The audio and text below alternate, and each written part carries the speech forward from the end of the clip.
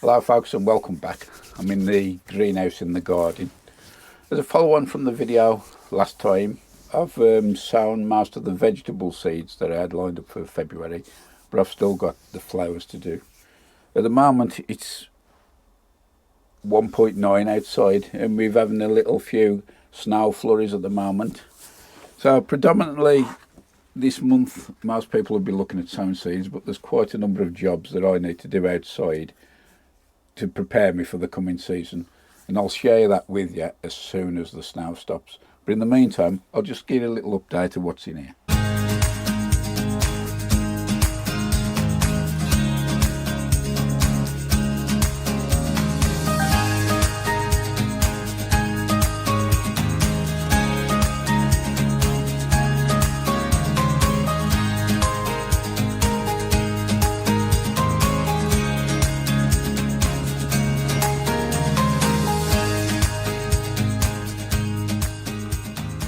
Hopefully you can see something through the mist on the window. This is the Vitopod with the T5 grow lights on. These are the peppers that are potted on, and they seem to be doing okay then. These lights are on, I think it's about 14 hours, 12, 14 hours. Along the back, some of the onions are still ready to pick up, but those in the centre seem okay. And in this black pot here, I've moved my leeks in there because they've just started to show. Let's have a quick look in the other Vitopod. This is no lights on at all. This one in here is set at 15C. And those there are the lettuces. They seem to be doing all right. These are the Agralan plug trainers. That's got the long red Florence and a couple of multi-sown Zabroon. These two 9-cell trays here, they've got kohlrabi in. There's a pot of celeriac there, that's in the 7cm pot. And right along the back is the brassicas. I did do a video of these 2 or 3 videos ago. If you haven't seen it, I'll put a link, a little card will fly out the top hopefully soon. Each row going down there has got 7 cells in. So I've got 1 row of Killerton cabbage, 1 row of ground cabbage, 1 row of golden acre. Then we've got 2 rows of Clapton cauliflower, 3 rows of Crispus Brussels sprouts, 3 rows of Ironman calabrese, and bringing up the rear on the end row there is 1 row of cauliflower all year round. Although it's freezing cold now, still quite muddy down here, so it gives you an idea of how much water and that we've had. Still not frozen around there, still squidgy. Believe it or not, there's still probably about a dozen parsnips at least in there, and I'll be taking those out, put them into store because I want to add a bit of manure onto this bed ready for the start of the season. Under there I've still got about 8 buckets containing sour palmyra main crop from the end of last year, so we'll be unearthing those as we need them.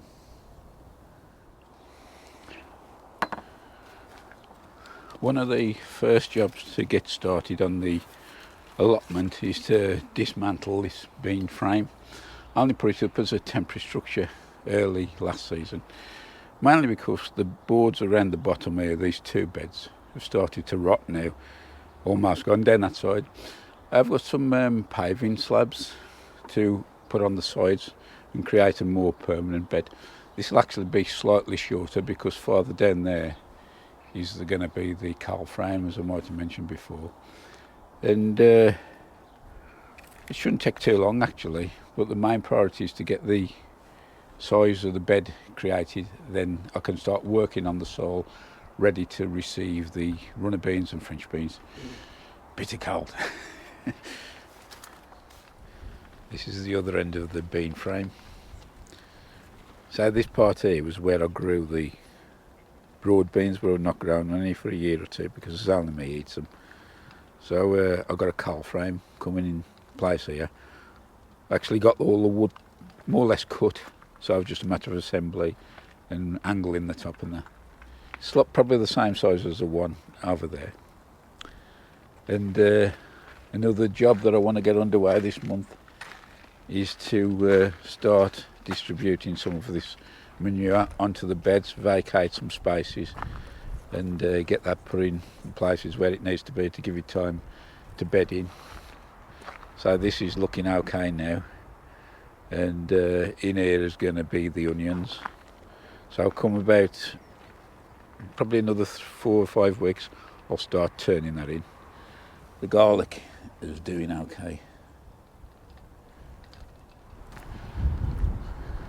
One other thing worth considering, if you haven't already, think about pruning your fruit trees now, because once the temperature starts rising a few degrees, so will the sap.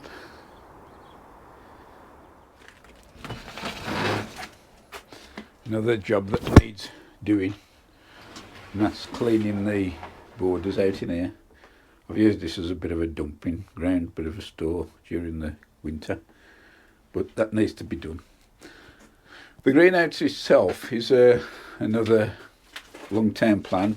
The job in the autumn, the fall, is that this is actually standing on these upright builder's planks at the moment. The outside edges, I should probably show you here better, around the corner, have started to rot. So I have got some breeze blocks, some cinder blocks that I'm going to create a new base, but the plan is to do that at the end of the season, probably Octoberish. In the meantime, I'm going to clean this out, give the glass a clean as well. And I've just noticed, I forgot about all these. There's 3 buckets in here. These are the Christmas potato buckets that, when I bought them in, I don't know whether it had blight or what, but the foliage collapsed, and I just left them. So I've no idea what's inside. We'll have a look at those a bit later on as well. Another one of the long-term jobs for this year is redevelop the garden. Or my neighbours changed the fence along the side there, and my side was getting a bit of untidy in that, so I've already ripped some of the plants out. Still quite a lot to go at, and hopefully during the year we'll see a few changes. What I want to do first of all is sort the borders out and add some new compost in there, because that's never had no additions to it for a good many years. All in all, another bitter cold night last night. I've just topped the bird feeders up, and Purcells will be after something to eat. Let's go in the greenhouse now.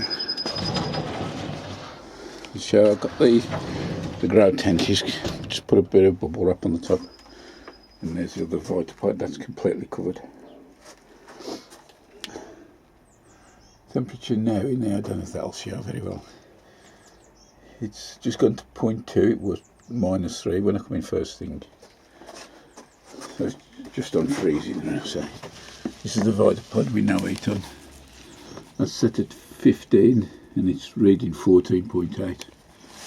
And this one here is the one we've had the lights on. That's at 17.1 and I set that at 18. So the Vitopod's more than holding their own with the heat. An ideal job right now for me is to get the sweet peas underway. These are actually saved seeds, I saved from last year, from Andy, called Hilda's Mix in memory of his late mother. I really had a fantastic show of these. You can actually sow them in late autumn, early winter if you want, but the benefits you gain for me personally, not worth it, so I'd rather get them done now. One bone of contention among some gardeners though is the preparation of the seed. In general, if I got seed with a hard case around the skin, I tend to soak them overnight just to get some moisture in. You'll sometimes get the seed will crack, which doesn't do it no harm. All it means is that when the root forms and pops out, it's got less of a resistance to come out. Sowing them direct as they are, you shouldn't have no problem at all. Some gardeners will go to the extremes of chitting, where they'll actually rub it on a little bit of fine sandpaper just to soften or weaken the skin, but I find soaking does just as good job. I tend to do that with peas as well, and also sweet corn. So I'm going to get these soaked, and tomorrow I'll be doing a bit of sowing. So that's the sweet peas. Put in the jar for a soak, leave them say overnight, and we'll come back tomorrow and take a look. Another job I like to get going at this time of the year is starting off the shallots. Now you can start shallots off by growing from seed, but I prefer to buy these sets. This variety is a favourite of mine called Golden Gourmet, and I particularly like these because we use them for pickling.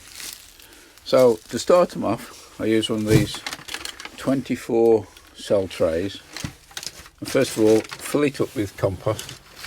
This one I'm using at the moment is a Bathgates multi-purpose, and just fill these cells up. No need to firm it down at all, just level it off, make sure each cell's full, and all I do then is wipe it off to a level surface, and then we'll open the shallots. The same rule applies with all onion sets. Give them a good inspect. Any squidgy, damaged, throw them away.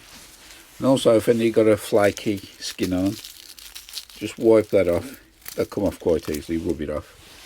And put the good sets aside, and then we can start planting them out. Just before we start putting the sets in the tray, there's one other job that I like to do, although it's not detrimental to the onion if you do it or not, and that is just tidy it up. I just get a pair of scissors and just snip the top off there, and it makes it easier for the shoot to get through. So we'll just go through them, then we can start planting. So we've just dressed the onion sets ready to start planting them. I mentioned earlier about this tray here.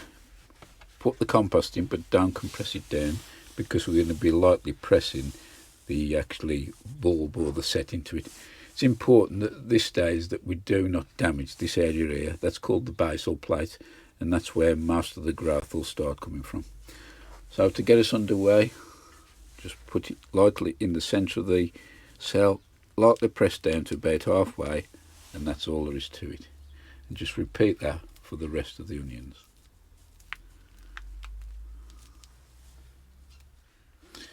This compost is moist enough not to require any watering, just until they do start pushing roots out. Try and keep them out of any frosty weather, although these will take quite a low temperature.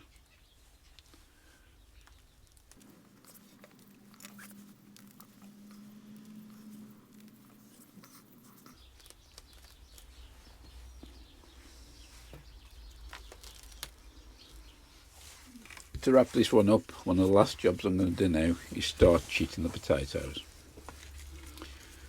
When you empty the bags, be very, very careful, because some of the eyes will actually be sticking through the mesh netting, and you don't want to risk ripping some of them valuable chits off. So just take them out very, very carefully. As usual, inspect everything. Make sure there's no rot on at all. There's a number of ways of storing these. Quite a favourite amongst people is using these egg boxes and just placing them in like that. Keeps them nice and upright and the shoots facing upwards. Another thing you can actually use is these 24 cell seed trays, an ideal size again. But one for me personally I like to do, especially if I've got a lot, is to use these mushroom trays. And these are ideal because you can actually stack them on top of each other if you've got a lot. As I mentioned earlier, because I'm growing quite a lot of this same variety, I'm going to be chitting these in the mushroom tray. As I said, it is okay for them to touch each other. Just be careful that none of them start rotting. And the other important thing, of course, is to make sure you label the trays, because quite a few of these tubers of different varieties do look the same. Because we're still having some fairly cool nights, I won't be leaving these in the greenhouse for the time being. I'll be taking them into the conservatory, where I think the temperatures we get in there, minimums around about 8 degrees, which they should be okay with. So that's the first tray full. Here's the label here for it, Charlotte. Just pop it down the edge there just to keep it in place. I'm about halfway through at the moment. So I'm going to carry on fetching these potatoes out, putting them out for chitting. And hopefully next time we meet, the weather will be a bit more kinder and we can get some jobs done that we've discussed out on the plot. Many thanks for watching. If you're not already a subscriber, there's a little button down in the corner there. Give that a press, ring the bell, and you'll be notified every time I upload a new video. So until next time, see you later. Bye for now.